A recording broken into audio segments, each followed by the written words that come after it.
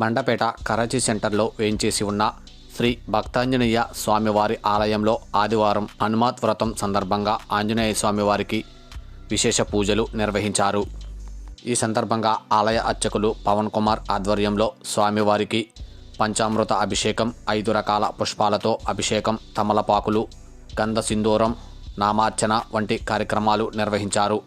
ఆలయ ధర్మకర్త గెడ రాము ఆధ్వర్యంలో ఈ పూజా కార్యక్రమాలు నిర్వహించారు.